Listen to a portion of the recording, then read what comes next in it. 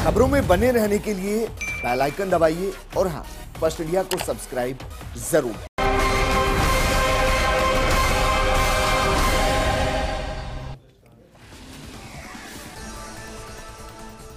नमस्कार, आप देख रहे हैं जवाब तो देना पड़ेगा और आपके साथ में विजेंद्र सोलंकी। जरा सोचिए राजस्थान के हाल क्या है। कंठ सूखे हैं, उधर भूखे हैं, 29 जिले डार्क जोन है, सिस्टम मौन है, सिस्टम मौन है। बूंद बूंद की मारामारी है, मीलों का संघर्ष जारी है। ना बदलती सूरत ना सीरत में बदलाव है, बदस्तूर जारी है। यह अभाव है, यह अभाव है। पानी पानी त्राहिमम, पानी पानी त्राहिमम, तड़पता बिखरता संभलता आमजन। पोखर सूखे हैं, नलकूप खुद प्यासे हैं, उम्मीद में पानी की गांव गांव होते रुआसे हैं। दशकों बदल गए, ना तस्वीर बदली है ना तकदीर बदली है। दशकों पहले भी पानी के लिए संघर्ष था, आज भी संघर्ष है। माना ये मरुधरा है, माना ये रेगिस्तान है, माना ये राजस्थान है, पर उम्मीदों के टांके, हर घर में जल, हर घर में नल, ये सपना दिखाया तो गया है, वादा निभाया नहीं गया है। कहीं तो गलती है, कहीं तो लापरवाही है। यूं ही नहीं जनता बूंद बूंद को तड़पती नजर आई है। यह हमारे लिए मुद्दा नहीं, मुद्दत से उठी मांग है। यह संघर्ष नहीं, सियासत का परिणाम है। तभी तो सूखा है राजस्थान, तभी तो प्यासा है राजस्थान।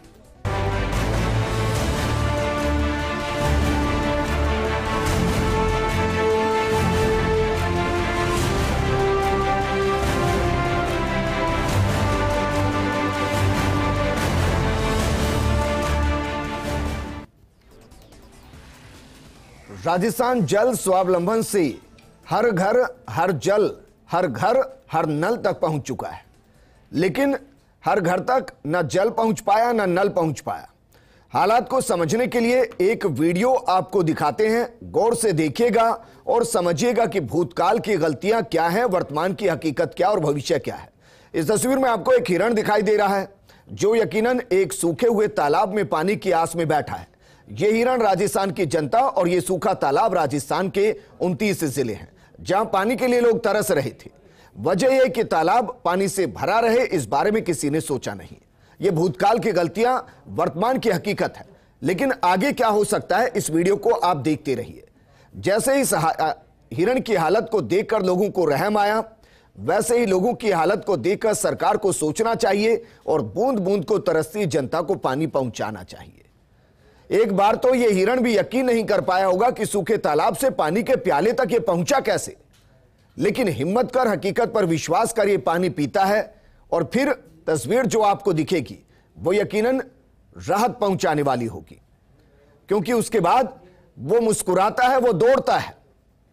अगर राजस्थान को भी, राजस्थान के आवाम को भी जो आज बूंद बूंद को तरस रही है, उसको भी ऐसे ही पानी मिल जाएगा तो वो भी इस हिरण की तरह दौड़ने लगेगी, मुस्कुराने लगेगी। लेकिन हकीकत यह है कि आज यह आसान नहीं है।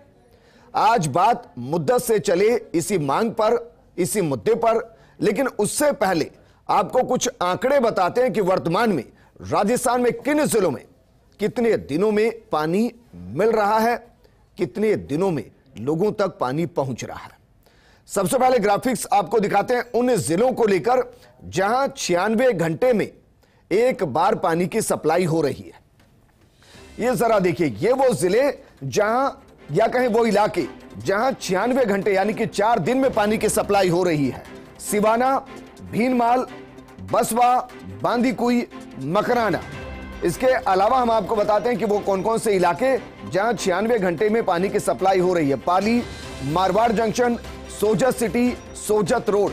जरा सोचिए, हम 4 घंटे पानी के बिना नहीं रह सकते, यहां 4 दिन में पानी की सप्लाई हो रही है। जैतारण, सुमेरपुर, बाली, रानी, इसके अलावा फालना, बालोतरा, यहां भी 4 दिन के अंदर पानी की सप्लाई हो रही है।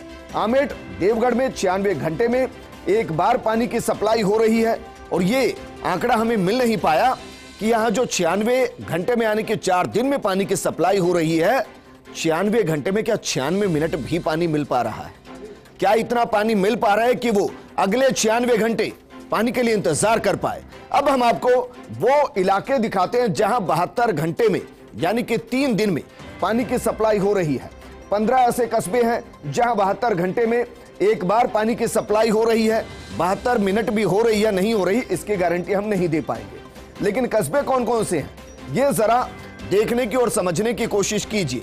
इनमें विजयनगर है, परबतसर है, लाड़नू है, डीडवाना है, मेड़ता सिटी है। इसके अलावा वो कौन कौन से इलाके वो भी जरा देखिए। गंगापुर सिटी है, गुलाबपुरा है, पीपाड़ सिटी है, नीमच है, रायपुर है। यहां भी 72 घंटे में एक बार पानी की सप्लाई हो रही है। इसके अलावा कौन कौन से इलाके वो भी देखिए। सादड़ी है, सिरोही है, शिवगंज है। यहां 72 घंटे में एक बार पानी की सप्लाई हो रही है। अंदाजा आप लगा सकते हैं, आप 3 घंटे बिना पानी के नहीं रह सकते। यहां 3 दिन लोगों को इतना पानी रखना पड़ता है कि अगले 3 दिन वो जानते हैं कि पानी नहीं मिलेगा। अब हम आपको वो हिस्से दिखाते हैं राजस्थान के जहां 48 घंटे में यानी कि हर 2 दिन के बाद पानी मिल रहा है, और ये इलाके भी काफी ज्यादा है। जरा देखिए, अजमेर, केकड़ी, किशनगढ़, ब्यावर, पुष्कर, नागौर, यहां 2 दिन में पानी की सप्लाई हो रही है।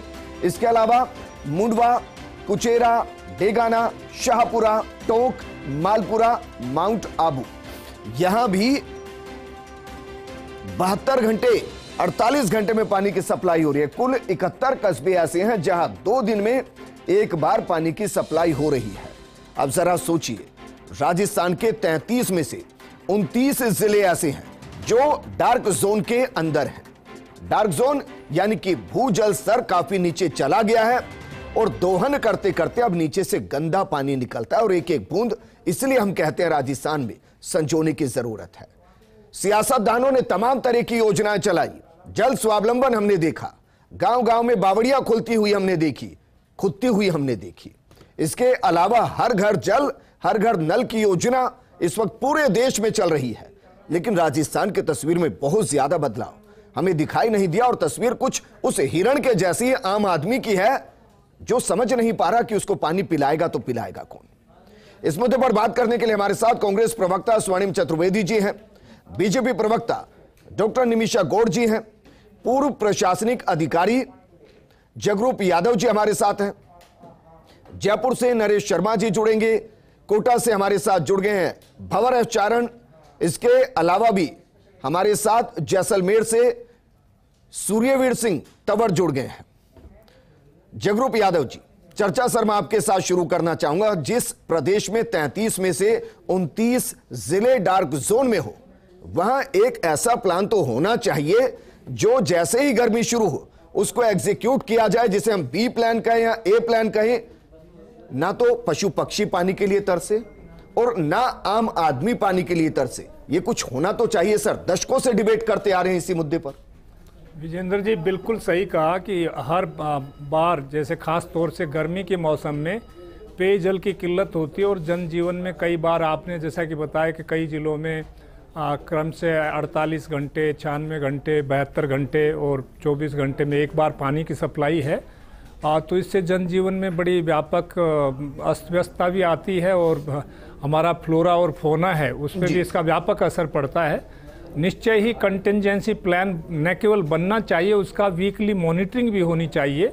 मैं जब जयपुर में जिला कलेक्टर था तो इसकी वीकली मॉनिटरिंग करते थे, और मुझे ये कहते हुए सुखद एहसास अनुभव होता है कि पानी की किल्लत के बावजूद हम उसको कामयाबी से कर पाए। तो उसमें भूजल के कुएं कितने, जैसे जयपुर में शहर में 525 mld पानी की ज़रूरत पड़ती है। कई बार जैसे प्रमादवश असावधानी से विभागीय कार्य कारण में निपुणता नहीं होने की वजह से तकरीबन 75 से 100 mld पानी तो वेस्ट हो जाता है जी। 525 mld में से 100 mld लाइन की लीकेज की वजह से, ओवरफ्लो की वजह से, या उसके इष्टतम उपयोग नहीं करने की वजह से खराब हो जाता है। ये निश्चय ही इसमें आम नागरिक को भी सहयोग करना चाहिए, और विभागीय कार्य कारण में भी सुधार करने की ज़रूरत है, तकनीक को भी सुधारने की ज़रूरत है। लेकिन स्थिति की भयावहता इतनी अधिक है कि न केवल इसमें, बाकी पूरे राजस्थान में, प्रदेश भर में बहुत सारे जिलों में पानी के लिए त्राहिमाम मचा हुआ है। और इसके लिए न केवल कंटिंजेंसी प्लान होना चाहिए, कंटिंजेंसी प्लान के भी 3 हिस्से होने चाहिए विजेंद्र जी। एक तो तात्कालिक क्या उपाय किए जा सकते हैं, मान लीजिए किसी जगह पर पानी की तत्काल आवश्यकता है या जनजीवन बिल्कुल अस्त व्यस्त होता तो वहां से पानी ट्रेन से पहुंचाया जाना चाहिए, क्योंकि आग लगे जब कुआं खोदने की नीति तो यहाँ काम करेगी नहीं, तो वहाँ पानी के वैकल्पिक कहाँ से इंपोर्ट किया जा सकता है, ये व्यवस्था होनी चाहिए। इसके अतिरिक्त जितना रिप्लेनिशेबल रिचार्जेबल वाटर है, ग्राउंड वाटर है, उसकी क्या लेवल है, किस स्तर पे है, क्योंकि जैसे जैसे आप पानी को भूजल का दोहन करते हो नीचे जाता है तो उसमें काफ़ी सारे साल्ट हो जाते हैं, तो पीने के लिए वो उचित भी नहीं होता, वो स्वास्थ्यप्रद भी नहीं होता, में फ्लोराइड कंटेंट बढ़ जाता है। दूसरे साल्ट ऐसे हैं जो मानव जीवन के लिए खास तौर से स्वास्थ्य के लिए अच्छे नहीं होते, तो ये भी।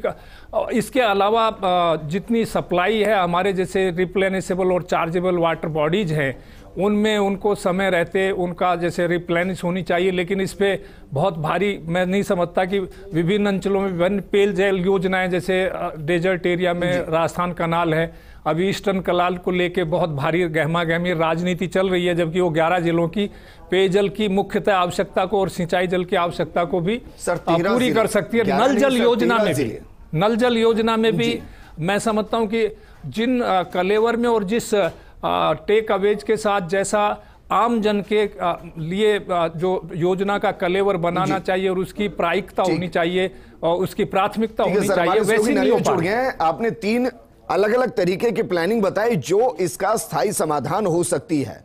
नरेश, क्या वर्तमान स्थिति में इन तीनों प्लानिंग पर सरकार काम कर रही है? क्योंकि जो तस्वीरें आ रही हैं वो तस्वीरें विचलित करने वाली हैं। पानी के लिए अगर तरसना पड़े, पानी तो मूलभूत सुविधा है।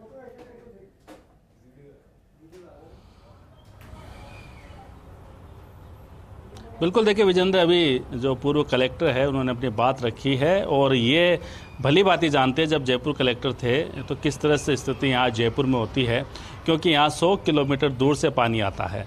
बिसलपुर के पानी पे पूरी तरह से जयपुर निर्भर है और इसके बाद में जब दिक्कत होती है तो ट्यूबवेल वगैरह की व्यवस्था की जाती है।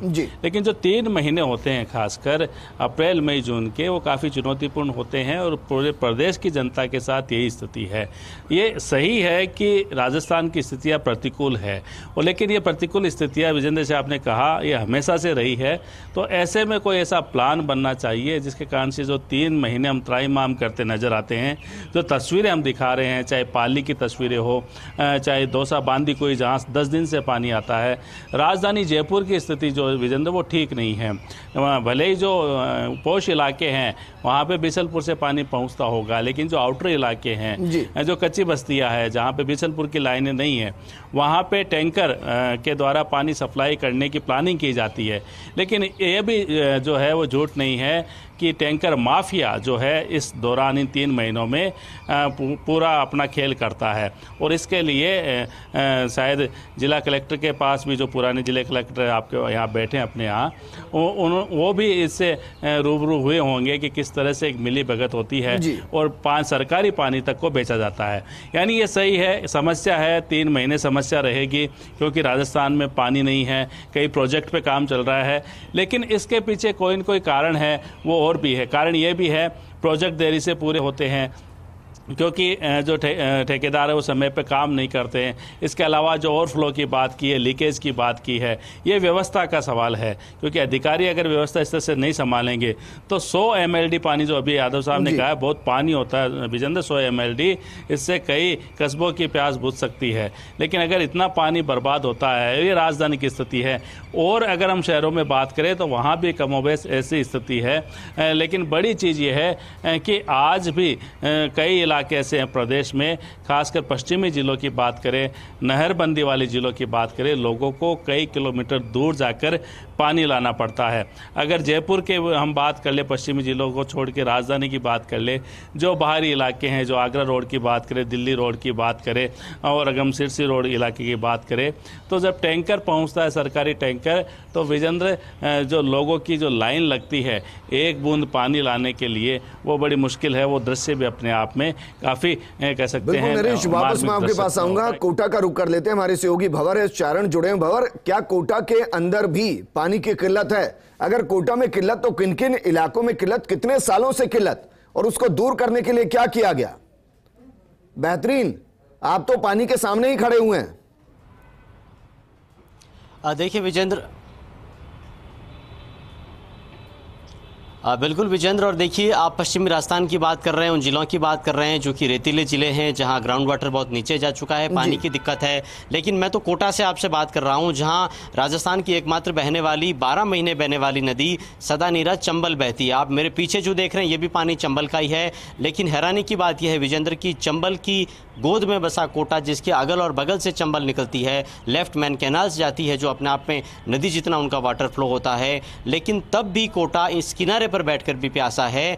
अभी अप्रैल महीना चल रहा है, मई जून की प्रचंड गर्मी बाकी है विजेंद्र। उससे पहले ही जब तब जलदाय विभाग के कार्यालयों में कभी मटकियां फूट रही है, कभी तालाबंदी हो रही है। आज ही जबकि मैं आपसे बात कर रहा हूं, कुछ देर पहले कोटा के वार्ड 60 में आदर्श नगर बंजारा कॉलोनी की महिलाएं जलदाय चौकी पर पहुंच गई, मटकियां फोड़ी, कहा कि यही धरना लगा देंगे, यही चूल्हा बना देंगे, खाना पीना। कितने घंटे में कोटा के अंदर पानी की सप्लाई हो रही है?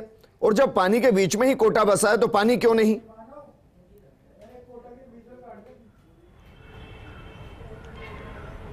बिल्कुल विजेंद्र, मैं इसी बात पर आने की कोशिश कर रहा था। कोटा में जितनी ये समस्या विकट है, इतना ही इसका सुनहरा समाधान दिखाने की कोशिश हो रही है। फिलहाल अभी समाधान लोगों तक पहुंचा नहीं है। देखिए समस्या ये है कि पानी को अपलिफ्ट करके, उसको फिल्टर करके और उसके डिस्ट्रीब्यूशन का सिस्टम नहीं बन पा रहा है। अगर सिस्टम बना है तो आप देखिए कोटा की तस्वीर में आपको समझाने की कोशिश करूँ तो 2 बड़े वाटर फिल्टर के प्लांट है। सकतपुरा प्लांट जो कि 130 mld की कैपेसिटी का है और अकेलगढ़ प्लांट जो कि 170 mld की कैपेसिटी का है। लेकिन 100 mld पानी तो केवल छीजत में चला जाता है। पानी की जो पाइपलाइन बिछी हुई है विजेंद्र, आपको जानकर हैरानी होगी, वो अंग्रेजों के समय की है। उसको बदलने की किसी ने जहमत नहीं उठाई है। अब यूडीएच मंत्री शांति धारीवाल ने कोटा शहर के लोगों से वादा किया है विजेंद्र कि अगले 1 साल के भीतर कोटा के हर घर में 24 घंटे पानी तो आएगा जो आएगा। अगर आपका घर पहली मंजिल पर भी है तो बिना पंप के आपके घर पर पानी चढ़ेगा, इतने प्रेशर से पानी आएगा। इसके लिए जो सकतपुरा प्लांट है उसकी क्षमता बढ़ा करके 130 से 200 mld की जा रही है। 22 नई टंकियां बनाई जा रही है, पानी की पुरानी लाइनों को बदला जा रहा है।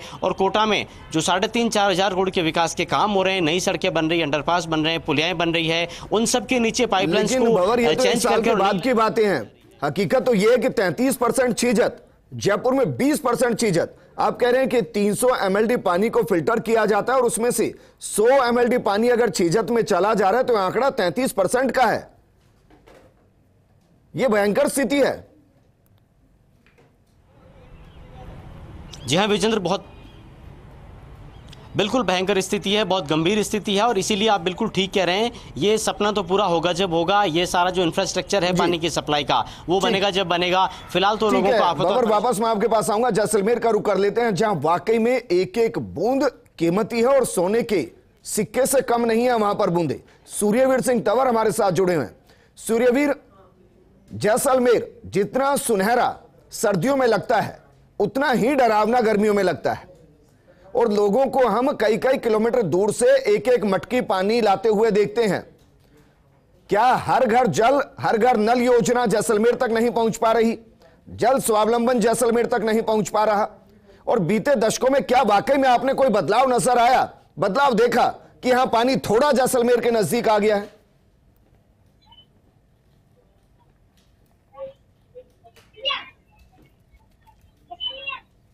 बिल्कुल विजेंद्र जी, जिस तरीके से जैसलमेर में जो गर्मी के दिनों में बड़े बड़े दावे किए जाते हैं, कंटीजेंसी प्लान बनाए जाते हैं, लेकिन दावों की हकीकत गर्मी में हवाई होती दिखाई साफ तौर पर देखी जा सकती है। फिलहाल जिस तरीके से इंदिरा गांधी नहर जीवनदायिनी मानी जाती है, लेकिन 60 दिन की नहरबंदी कहीं ना कहीं लोगों में भारी परेशानी का संकट है वो खड़ा कर दिया है। शहरी क्षेत्र की अगर बात की जाए तो शहरी क्षेत्र में 4 से 5 दिन में अंतराल में है वो पानी आ रहा है, क्योंकि जिस तरीके से विभाग ने दावे किए थे कि 24 घंटे में हम सप्लाई करेंगे पानी की, लेकिन पानी है वो 4-5 दिन बाद आ रहे हैं। हर जल हर घर नल कनेक्शन के तौर पर जिस तरीके से जो दावे किए जाते हैं, लेकिन घरों में नल तो पहुंच चुका है, लेकिन नलों में पानी है वो अब तक नहीं पहुंच चुका है। मैं इस समय खड़ा हूं जैसलमेर के अंबेडकर कोला।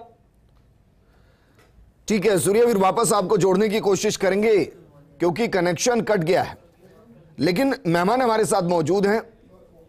स्वर्णिम चतुर्वेदी जी, जरा बताइए बीते 3 सालों में क्या बदल दिया गया पानी को लेकर?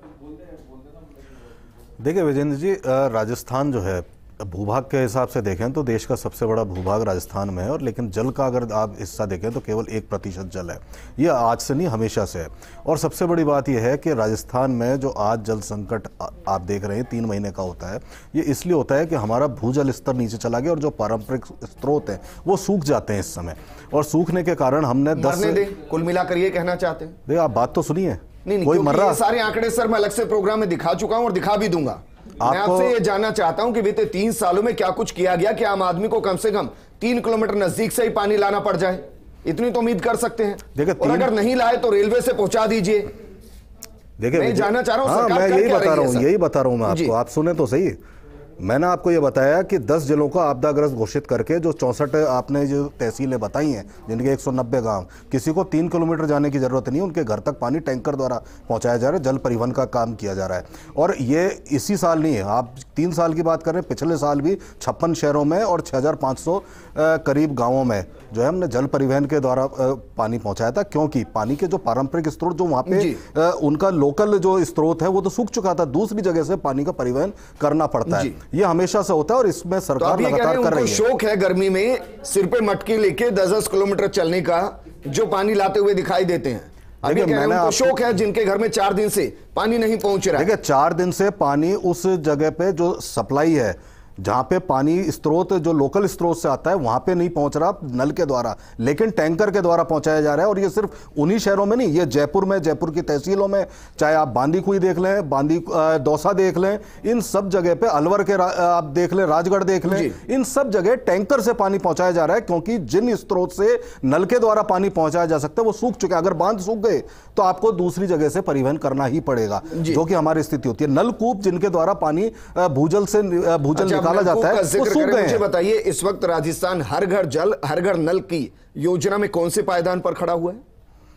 देखिए, जितनी भी जो योजना है जिस तरीके से चल सकती है वो चल रही है। नहीं, कौन से पायदान पर खड़ा है सर? पूरे देश में कौन से पायदान पर? आप पूरे देश से इसको इसलिए कंपेयर नहीं कर सकते क्योंकि हमारे प्रदेश में जो घर घर हैं, ढाणी ढाणी है, गांव गांव है, उनके डिस्टेंसेस ज्यादा हैं और स्टेट्स के मुकाबले।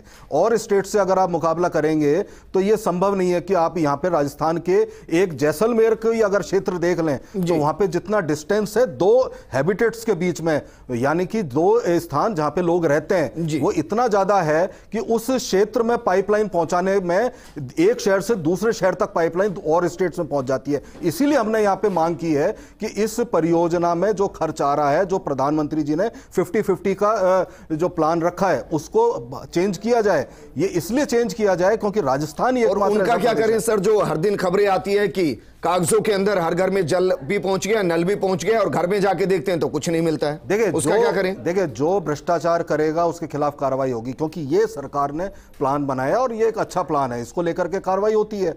जहां गलत कोई करेगा अधिकारी, उसके खिलाफ कार्रवाई होती है। और दूसरी चीज, अभी जैसे जगरूप जी ने तो वो है ना जो पकड़ा जाए, समस्या तो यही है। पकड़ा तो वही जाएगा जिसकी शिकायत आती है और पकड़ा जाएगा निश्चित रूप से, कोई छूटता नहीं है। किसी के घर से डाका डाल ले वो छूटेगा नहीं, ये तय बात होती है। लेकिन मैं आपको एक चीज वापस मैं आपके पास आऊंगा, निमिषा गौड़ जी। बीजेपी अलग अलग मुद्दे पर हिंदू मुसलमान कर रही है, बाकी धार्मिक तौर पर बयानबाजी कर रही है, ये प्यासा राजस्थान दिखाई नहीं दे रहा? विजेंद्र जी, इस प्यासे राजस्थान को मद्देनजर रखते हुए भी भारत की सरकार ने पहली बार जल शक्ति मंत्रालय बनाया और राजस्थान के संसद को अवसर दिया कि वो कैबिनेट मंत्रालय के रूप में इसको संभाल रहे हैं। दूसरा, पूर्ववर्ती भारतीय जनता पार्टी सरकार ने जल स्वावलंबन जैसी दूरदृष्टि योजना के माध्यम से तालाब, टांकों, इन सबको नेचुरल वाटर रिसोर्सेज से फिलअप करने का प्रयास किया स्थायी समाधान के लिए। जी। ऐसे समाधानों के माध्यम से जो राजस्थान का भौगोलिक परिदृश्य है उसके लिए कुछ मात्रा तक हल निकाला जा सकता है। लेकिन स्थिति यह है कि ड्रिंकिंग वाटर प्रोजेक्ट जो है उसमें 29वें स्थान पर आज राजस्थान है। जल शक्ति मंत्रालय की बैठक होती है जयपुर में, मुख्यमंत्री जी को बुलाया जाता है कि आइए बैठ के कुछ चर्चा करते हैं, वो कभी नहीं आए। 10 बार मीटिंग हो चुकी है लेकिन कोई दूरदृष्टा समाधान नजर नहीं आता। यहाँ राजस्थान के जो जल शक्ति विभाग लेकिन मैम जिस बैठक का आप जिक्र कर रहे हैं और जो मंत्री जी आए थे जी। जब उनसे ईआरसीपी को लेकर सवाल किया गया, राजस्थान की 3 करोड़ जनता से जुड़ा सवाल किया गया, राजस्थान के 13 जिलों से जुड़ा सवाल किया गया, तो वो तो इनकार कर गए, बोले कि ऐसा तो वादा ही नहीं किया गया। उसके बाद फिर वो पूरे वीडियो फ्लो होने लगे। देखिए, अपनी मूल समस्या से, जो कि अभी आपके चैनल ने पूरी राजस्थान का परिदृश्य दिखाया, उस मूल समस्या से ध्यान हटाने के लिए ईआरसीपी का रोना रो, जो कि मात्र 13 जिलों से होकर 13 जिलों से प्रदेश के लिए जरूरी नहीं है। देखिए, ऐसा है कि 13 जिलों की प्यास नहीं बुझा सकती। आज ईआरसीपी के माध्यम से आप मूल जो समस्या है वो तो 13 जिलों से होकर के निकलेगी, और वो डीआईपीआर अप्रूव्ड नहीं है, और उसको, उस मात्र एक शब्द को लेकर के आप अपने मूल समस्या समाधान तो नहीं खोज सकते। आज कांग्रेस की समस्या ये हो गई है कि अपनी बेसिक प्रॉब्लम से ध्यान हटाने के लिए राजनीतिकरण करिए। मूल स्थायी समाधान तो मुझे इन 13 जिलों के लिए ईआरसीपी नजर आता है। बिल्कुल विजेंद्र जी, आपके चैनल ने, आपको ध्यान है, ईआरसीपी पे अच्छा डिटेल प्रोजेक्ट किया था। मैंने तब भी कहा था कि ये कांग्रेस बीजेपी की बात नहीं है जी। ये जनहित की बात है। ये परियोजना पूरी तरह से राष्ट्रीय परियोजना घोषित होने के सारे मापदंड पूरी करती है। और जहां तक बात मध्य प्रदेश की सरकार से, तो तकनीकी है कि उनसे फ्लो वाटर हमारा है, उसमें कोई दिक्कत भी नहीं। राजस्थान सरकार ने अभी इस बजट में भी हमारे, अगर सोची मुख्यमंत्री ने उसके लिए 95 करोड़ रुपए का प्रावधान किया, पूर्व में शायद कम किया था।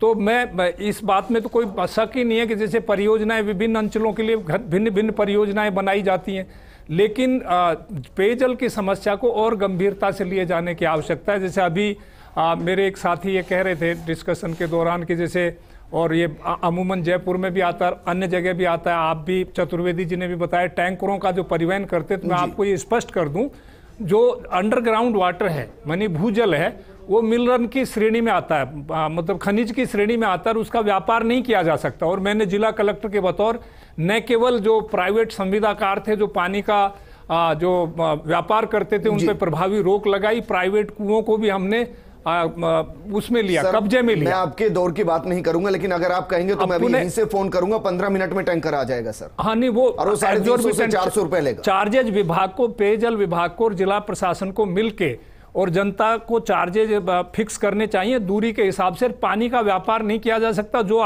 उन चार्जेज को नहीं माने तो उनके कुओं को सीज करके विभाग अपने कब्जे में ले सकता है। जिला कलेक्टर के माध्यम से उनको रिक्विजिशन किया जा सकता है, क्योंकि जल जो एक्ट है उसमें ये पेयजल है, जो अगर आप खेती के लिए और खुद के पेयजल के काम के लिए इस्तेमाल कर सकते हो, अगर बिक्री करते हो तो ये मिनरल की श्रेणी में आता है, नहीं किया जा सकता। और दूसरा मैं ये कहना चाहूँगा कि जितना भी वाटर डिस्चार्ज होता है खास तौर से वर्षा में, उसके लिए सभी शहरों में यूडीएच ने अपने बिल्डिंग प्लान्स में प्लान बनाए हैं कि सब वो वाटर हार्वेस्टिंग स्ट्रक्चर होना चाहिए, लेकिन उनकी प्रभावी क्रियान्विति ना तो सरकारी बिल्डिंगों पे होती है, ना ही समूहगत जितनी बिल्डिंग होती है, ना जितने भी ये मल्टीपल बन रहे हैं उन पे हो रही है। मैं शहरों का गांव से इसलिए कंपैरिजन नहीं करूंगा कि वाटर हार्वेस्टिंग शहरों में होती है सर, गांव में टांके के माध्यम से वाटर हार्वेस्टिंग होती है। यहाँ 20 बार फ्लश कर देते हैं ना घर में सर, तो हम 500 से 1000 लीटर पानी को बहा देते हैं, और वहां उतने में वो पूरे 2 दिन या 3 दिन का खर्च। मैं इसको भी रेखांकित करना चाहूंगा विजेंद्र जी, मैं आपकी बात से सहमत हूं कि जयपुर में एक ऐसा क्लासिफाइड शहर है,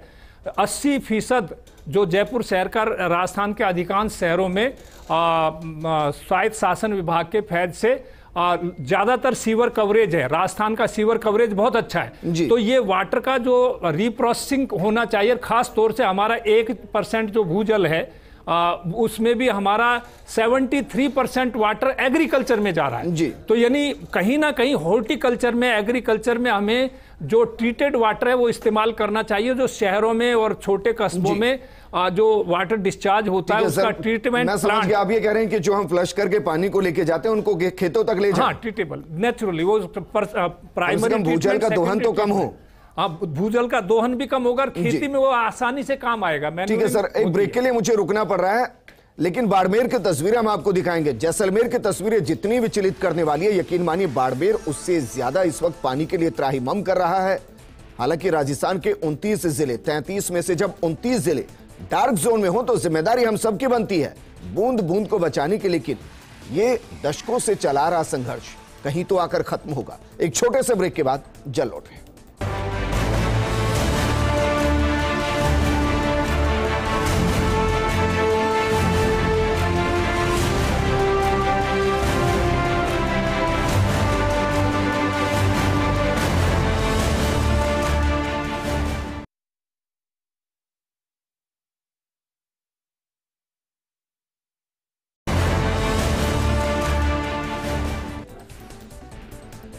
ब्रेक के बाद आपका स्वागत है। हम बात कर रहे हैं उस राजस्थान की जिसकी इतिहास को शौर्य के लिए जाना जाता है और वर्तमान को प्यास के लिए, क्योंकि राजस्थान आज प्यासा महसूस कर रहा है खुद को और जमीन आप सोचिए कि टूट रही है, कंठ सूख रहा है, जुबान सूख रही है, एक एक बूंद के लिए जीव जंतु तरस रहे हैं।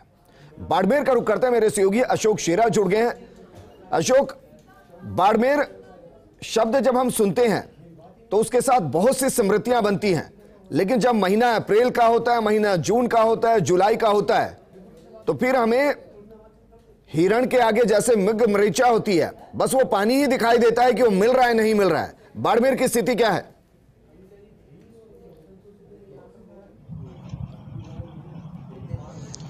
देखिए विजेंद्र, बाड़मेर की अगर बात करें तो बाड़मेर के लोगों से पूछिए कि पानी की कीमत क्या होती है, क्योंकि बाड़मेर में पानी की कीमत घी से ज़्यादा मानी जाती है। और अगर इन गर्मी के दिनों की बात करें और विशेषकर बाड़मेर जिले के सीमावर्ती क्षेत्रों की बात करें तो यहाँ पर लोगों के लिए जो पीने का पानी होता है उसके लिए कई घंटों तक इंतज़ार करना पड़ता है और उस इंतज़ार के बाद उन्हें महज उन महिलाओं को कई घंटों इंतज़ार करने के बाद 1 या 2 घड़ा पानी नसीब होता है। अगर बाड़मेर के सीमावर्ती बॉर्डर पर सटे गाँव है वहाँ पर आज भी पानी की भारी किल्लत है। अशोक शेरा, इसलिए मैं रोकना चाह रहा हूँ माफी के साथ, क्योंकि कांग्रेस के प्रवक्ता स्वर्णिम चतुर्वेदी जी हमारे साथ जुड़े हैं और वो कह रहे हैं कि हर जगह टैंकर पहुंचा रहे हैं, तो क्या टैंकर बाड़मेर नहीं पहुंच रहे?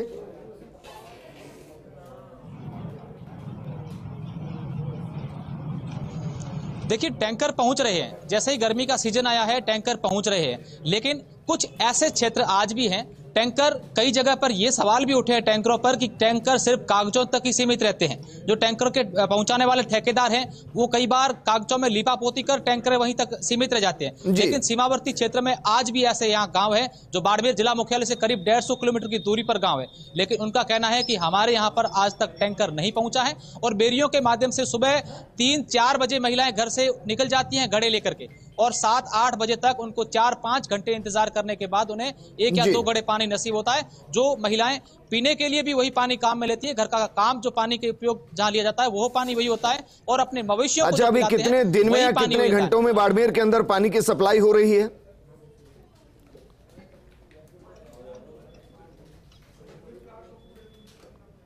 देखिए बाड़मेर में अभी इन दिनों की बात करें तो अभी सप्लाई पिछले 2-3 दिन पहले ही टैंकरों की सप्लाई टैंकरों द्वारा शुरू की है, लेकिन अभी तक जहां पानी पहुंचना चाहिए वहां पानी नहीं पहुंच रहा है। स्वर्णिम चतुर्वेदी जी, जो नहीं पहुंच रहा है वहां पे हम बिल्कुल दिखवाएंगे निश्चित रूप से। अगर कोई जगह है जहां पे टैंकर को पानी पहुंचाना चाहिए, आपदा प्रबंधन का ये कार्य है, अगर वहाँ पे टैंकर चालक नहीं ले जाता है या ठेकेदार नहीं ले जाता है तो उस चीज़ को हम दिखवाएंगे और निश्चित रूप से इस पे कार्रवाई होगी, क्योंकि पानी सब जगह पहुँचेगा, पानी कहीं रुकेगा नहीं। और ये बात तय है कि अगर कहीं आवश्यकता है और पानी ले जाना है, परिवहन कितनी भी दूरी से करना पड़े, ये सरकार ने व्यवस्था दी है। इसीलिए आपदा ग्रस्त घोषित किया गया है 10 जिलों को और 64 तहसीलों में ये काम चालू है। विजेंद्र जी, टैंकर माफिया को पनपाएंगे लेकिन हर घर में नल नहीं लगाएंगे, इस थ्योरी पर राजस्थान की सरकार काम कर रही है। आप ये बताइए ना, आपने तो नल में भी भ्रष्टाचार कर दिया, हमने उखाड़ दिए, आपने लगा दिए थे नल पहले। ऐसे नल लगाए हैं कि नल है लेकिन फिर भी कई 5-5 किलोमीटर गांव से जाकर के पानी लेके आना है। ये भ्रष्टाचार की बू राजस्थान की आज इस चैनल के माध्यम से नजर आ रही, फिर आप कह रहे हैं टैंकर पहुंचा देंगे हम, लेकिन हम जल नहीं पहुंचाएंगे। आप ये बताइए, आप कह रहे हैं टैंकर में जल ही होगा मैम? नहीं, टैंकर माफिया पनप रहा है ना उसके अंदर। आप ये बताइए, मैं विजेंद्र जी एक जवाब देना चाहता हूँ, मेरे को लगता है इररिलेवेंट बात हो रही है यहाँ पे। सबसे बड़ी बात अभी जगरूप जी ने जो कही थी वो ये कही थी कि आप ये तो कंटिजेंसी प्लान होता है टैंकर का, और परमानेंट प्लान जो होता है वो परमानेंट प्लान होता है कि जो ग्राउंड वाटर है उसको ऊपर लाया जाए और वहाँ पे पानी पहुंचाया जाए, पानी के सोर्सेज क्रिएट किए जाए। ठीक है निमिषा गौड़ जी, आपको रोकना चाहूंगा, आपने सही कहा सर कि ग्राउंड वाटर का रिचार्ज कराना जरूरी है। मुझे बताइए, जल स्वावलंबन एक योजना चली थी, स्वर्णिम चतुर्वेदी जी, जल स्वावलंबन एक योजना चली थी जिसमें बावड़ी खोली गई थी, पोखर खोदे गए थे, तालाब बनाए गए थे, उस योजना का क्या हुआ सर? देखिए सुनिए, अब मैं आपको बता देता हूँ। वो योजना ये थी कि आपने बावड़ी खोदी, या बावड़ी तो नहीं बनाई, बावड़ी तो पुरानी थी, उनको ठीक करवाया होगा, और जहाँ पे तालाब खोदे, अगर बरसात आएगी तो वहाँ पे जल इकट्ठा होगा, भूजल बढ़ेगा।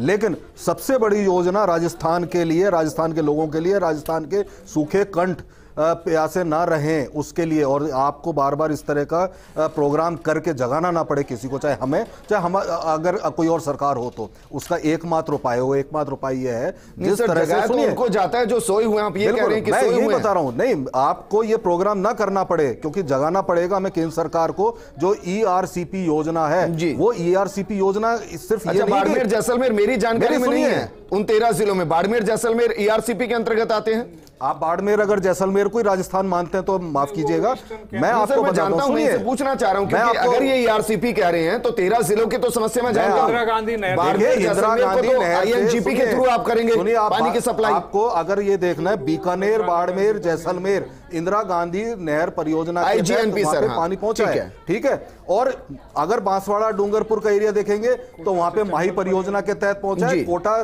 चंबल परियोजना है, इसी के तहत अगर ईस्टर्न स्वर्णिम चतुर्वेदी जी, आप बार बार मुझे एक बात कह रहे हैं कि जहां जहां दिक्कतें हैं उन दिक्कतों के बारे में बताइए। सर मैं तो ये कह रहा हूं कि आप मीडिया संस्थान को देख लीजिए जो हर दिन विजुअल दिखा रहा है, तस्वीरें दिखा रहा है, स्टोरीज दिखा रहा है कहां दिक्कतें हैं। आप अखबारों को भी ले लीजिए इसमें जो हर दिन छापता है कि यहां 10 किलोमीटर दूर से पानी आए, 20 किलोमीटर दूर से पानी आए। आप ये कह रहे हैं कि सरकारें अखबार और टीवी नहीं देखती हैं, क्योंकि अगर देखेंगे तो वहां समाधान होना चाहिए। सर ये प्रोग्राम करने की जरूरत नहीं है, मुझे वहां से रिपोर्टर खड़ा करने की जरूरत नहीं जो बताए वहां से कि यहां पर यह दिक्कत आ रही है। देखिए जहां हम तो चलाते हैं स्टोरी लगातार। सर सुनिए अब विजेंद्र जी, अब 1 मिनट मुझे भी दीजिए। आपके रिपोर्टर्स बता रहे हैं ना कि ये टैंकर पहुंच रहे हैं क्योंकि पानी की किल्लत अभी हुई है, ठीक है। ये है कंटिजेंसी प्लान। अब मैंने आपको बताया परमानेंट अगर वहां पे सॉल्यूशन चाहिए उसके लिए अलग अलग योजनाएं बनी, जैसे चंबल परियोजना है, माई योजना है, इंदिरा गांधी नहर योजना है, इसी तरह ईस्टर्न कैनाल परियोजना भी है जो सिर्फ पानी सप्लाई के लिए नहीं है, ये वहां पे 13 जिलों का जो ग्राउंड वाटर है इसको रिप्लेनिश करने के लिए। और वो रिप्लेनिश कैसे होगा? जो पानी हमारा वेस्ट जाता है चंबल और उसकी सहायक नदियों का जो बह जाता है, जो काम में नहीं आता, रोक रहा है उनको अगर नहरों के द्वारा यहां लाया जाए, उसी के लिए हमने तो ये योजना चल रही है, बन रही है। अगर इस योजना को केंद्रीय परियोजना बनाया जाए जैसा कि वादा प्रधानमंत्री जी ने किया था, तो निश्चित रूप से 13 जिलों की न सिर्फ पानी पीने की समस्या, उनकी इरिगेशन की समस्या भी दूर होगी और ग्राउंड वाटर भी बढ़ेगा। 13 जिलों के आसपास का एक जिले में। अच्छा मुझे तो ये बताइए सर, हालांकि मैं मानकर चल रहा हूं कि देर सवेर इसको राष्ट्रीय परियोजना का दर्जा मिलेगा और नहीं मिलेगा तो जो एक रेशियो है बिल्कुल देना पड़ेगा। मैं तो हमेशा राजस्थान के भले के लिए सोचता हूं सर, राष्ट्रीय परियोजना बनेगी क्योंकि मेरा प्रदेश है, मैं इसके लिए नहीं सोचूंगा तो किसके लिए सोचूंगा। या फिर मैं मानता हूं कि शायद जो रेशियो है 60-40 का उसमें कोई बदलाव आए, दोनों एक ही बात है। लेकिन मैं ये जानना चाह रहा हूं जब तक ये नहीं होगा क्या ERCP पे काम तेजी से नहीं होगा? स्वर्णिम चतुर्वेदी जी, और एक बार मान लेते हैं कि अगर केंद्र सपोर्ट नहीं करता तो बताइए 10 साल, 20 साल, 50 साल कब जाकर ERCP कंप्लीट होगी? केंद्र सपोर्ट नहीं करता तो भी राजस्थान ने तो ये योजना चालू कर दी, ये बनना चालू हो गया। 3 बांध बड़े बन चुके हैं, 4000 करोड़ रुपए अब तक खर्च हो चुका है, 9600 करोड़ रुपया इस बजट में भी दिया जा चुका है, ये चल रहा है। लेकिन ये सब काम तो अगर केंद्र नहीं सपोर्ट करेगी तो राजस्थान तो करेगा ही। राजस्थान में हमें हमारी सरकार ने ठाना है कि हमें राजस्थान का विकास करना है, राजस्थान के लोगों तक पानी पहुंचाना है। चतुर्वेदी जी तो ये 2000 3 साल में, आगामी 3 साल में फेज आउट हो जाएगी, 21 तक पूरी होनी थी, तो ये 24 तक 25 तक हो जाएगी, अन्यथा ये 2033-36 तक जाएगी। देखिए परिस्थितियां बदल जाएंगी सर। देखिए बिल्कुल सही बात है जगरूप यादव जी, 35 तक ले गए सर तो प्रोजेक्ट पर कॉस्ट ही बढ़ जाएगी जो हर प्रोजेक्ट के साथ होता है। कोई लेनी होगी ना यार। देखिए बिल्कुल ERCP पर अगर केंद्र सरकार काम नहीं कर सकती तो स्पष्ट बोले कि उनको राजस्थान की जनता से कोई सरोकार नहीं है, एक जवाब तो दें। मांग करी थी राजस्थान की सरकार ने, प्रधानमंत्री जी ने कहा हमने स्वीकार कर ली, अगर स्वीकार करिए तो बताएं, दें परियोजना को स्वीकृति, और नहीं है तो राजस्थान की जनता को जवाब दे भारतीय जनता पार्टी कि वो राजस्थान के लोगों को भला नहीं चाहते हैं। एक बार रुकिए निमिषा जी, क्या आंकड़े दे रही है दोबारा दीजिए सर, पब्लिक भी नहीं सुन पाई, मैं भी नहीं सुन पाया, क्या कह रही है? जितेंद्र जी ये ERCP की बात कर रहे हैं तो मध्य प्रदेश से तो NOC इन्हीं को लेनी होगी और ये DIPR अप्रूव्ड नहीं है, 75% से ज्यादा होता है तो DIPR अप्रूव्ड होती है। की बात कर रहे थे, डिटेल प्रोजेक्ट रिपोर्ट हम देख रहे हैं, 75% से ज्यादा क्या होता है? क्या वो झूठ बोल रहे थे? निमिषा गुप्ता जी, 75% से ज्यादा क्या होता है? आप आते ही नहीं निमिषा गौड़ जी, मैम छोड़िए ना, मुझे आंकड़ों के साथ ज्यादा अच्छा लगता है बात करना। आप क्या कह रही है 75% से ज्यादा क्या होता तो क्या होता? सेंटर का होता है पार्ट, तब जाकर उसको राष्ट्रीय योजना में कन्वर्ट किया जाता है। लेकिन बाकी राज्यों का क्या? यदि राजस्थान है तो बाकी राज्यों का। और ईआरसीपी के लिए आप मध्य प्रदेश से एनओसी क्यों नहीं लेते हैं?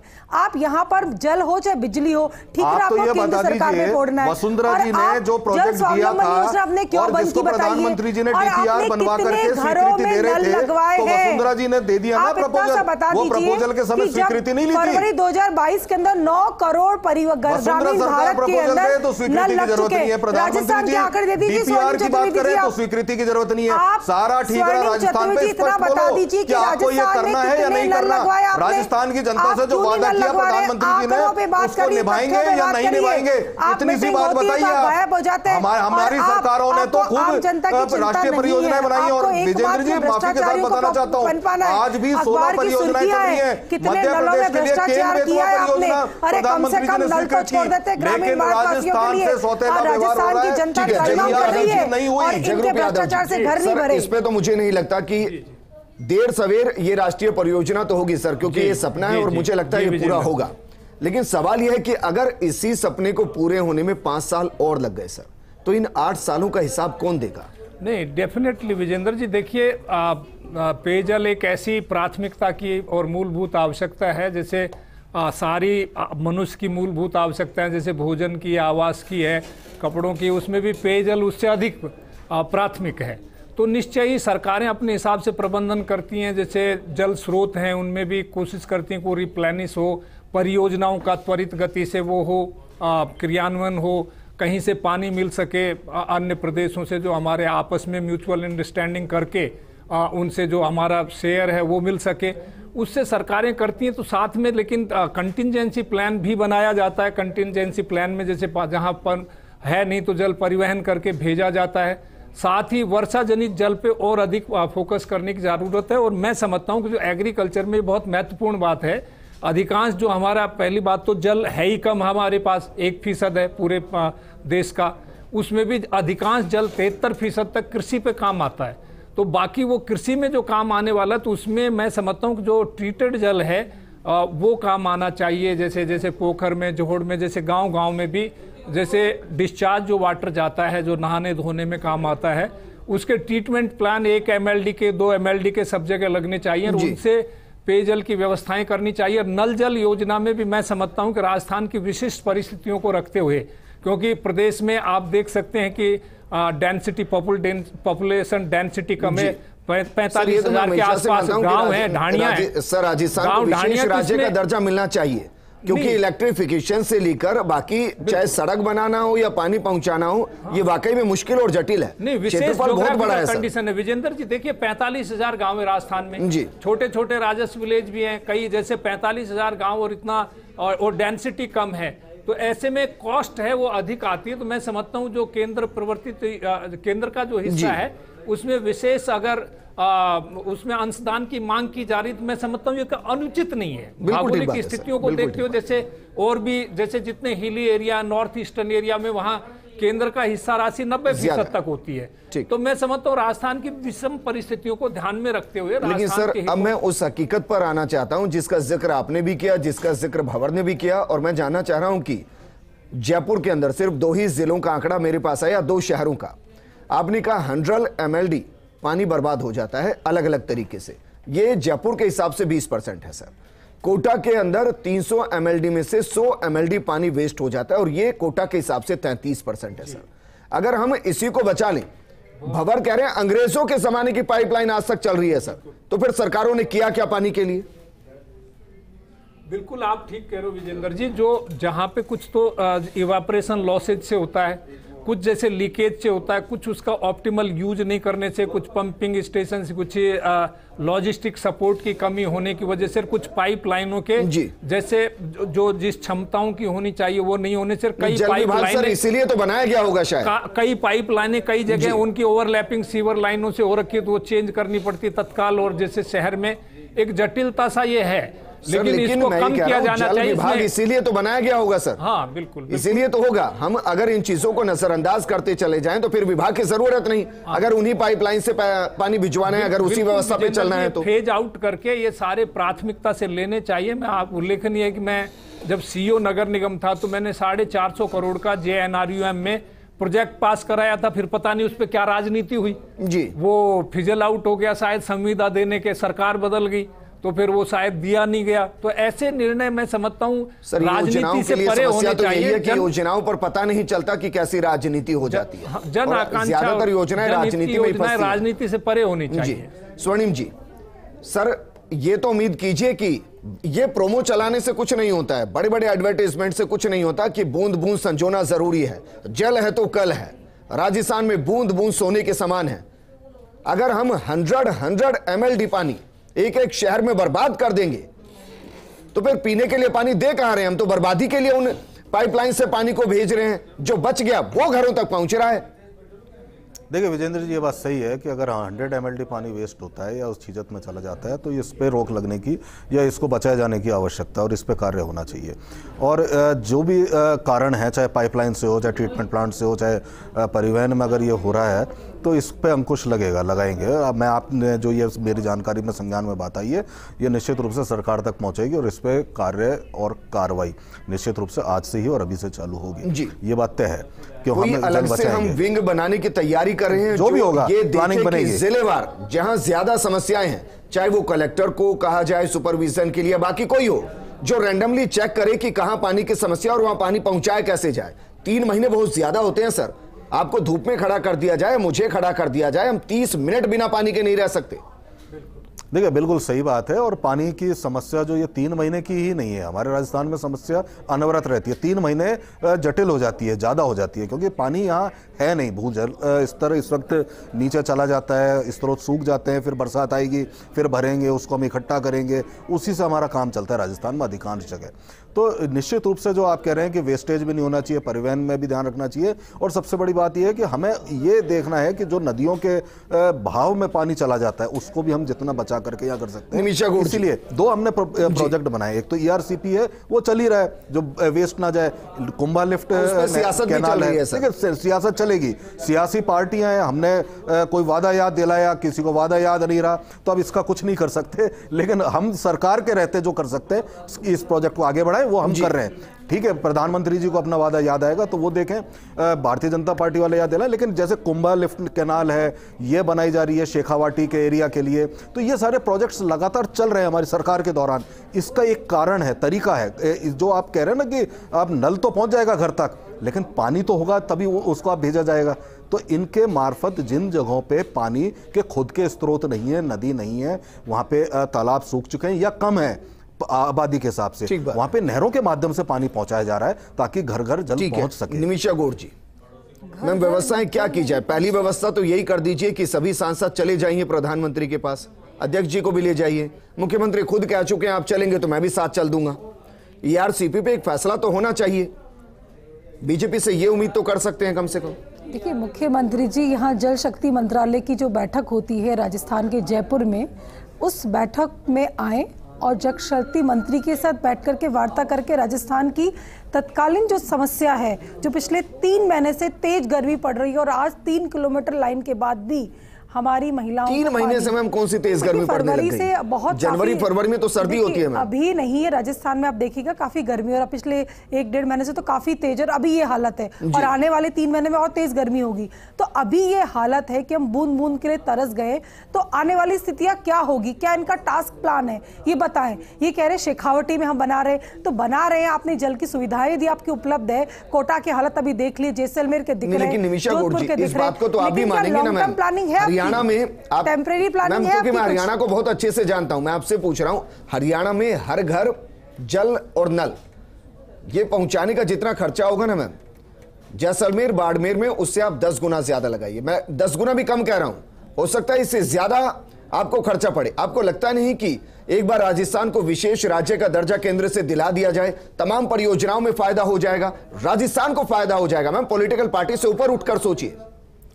देखिए, राजस्थान के अंदर जिस राजनीतिक दल ने 55 वर्ष से अधिक शासन किया है, उस राजनीतिक दल की आज सरकार है और वो सरकार की उपस्थिति में आमजन आज भी मूलभूत सुविधाओं के लिए तरस रहा है। उसमें से जल एक है। आप स्थायी समाधान की बात करिए तो क्या आपने वाष्पीकरण किया है? कि केंद्र में जब कांग्रेस सरकार थी तो केंद्रीय योजनाओं का जो हिस्सा होता था 60% से लेकर 90% तक केंद्र सरकार देती थी। आपने आज तक नहीं दिया, 50-50 कर दिया। क्या पूरा किया आपने? आप बताइए ना। आपने तो वादे किसान भी भूल गए, बेरोजगारों को भी भूल गए और जल की त्राईमाम मच रही है। 2 करोड़ नौकरियां प्रधानमंत्री जी दे रहे हैं प्रतिवर्ष, हो जाएगी। लेकिन किसानों की आय दुगनी कर दी है। सरकार को हर समस्या के साथ में राजनीतिक कर तो ये भी नहीं कह सकता कि एक दूसरे को आप पानी पी के कोस रहे हैं, क्योंकि राजस्थान में पानी भी इतना नहीं है। जयपुर में बैठ के हो सकता है। कांग्रेस की स्थिति ये है कि आप जब समस्या का समाधान आपके हाथ में, समाधान के लिए जगरूप जी फाइनल कमेंट मैं आपसे चाहूंगा सर। वर्तमान स्थिति में जहां पानी की समस्याएं चल रही हैं सर, बहुत जटिल हैं, वहां तुरंत क्या रहे और आगे क्या रहे? मुझे गम उन अहले वफा का है जो अपने पानी के लिए तरस गए, जिन्हें बहुत प्यास का शऊर था, वही बूंद बूंद को तरस गए। राजस्थान के जल शक्ति मंत्री हैं जो पूरे देश में जल और घर घर नल योजना के प्रणेता हैं और सरकार से मैं समझता हूँ कि राजस्थान की विशिष्ट परिस्थितियाँ रखते हुए उसमें भी कार्य होना चाहिए।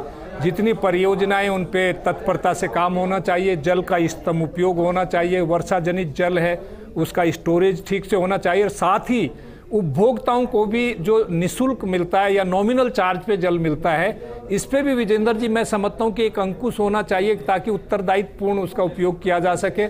हर व्यक्ति जितना वाटर डिस्चार्ज जिस काम के लिए आशायित है उतना ही करे एक जिम्मेदारी से, चूंकि अभी जो पेयजल के चार्जेज हैं वो काफ़ी कम हैं।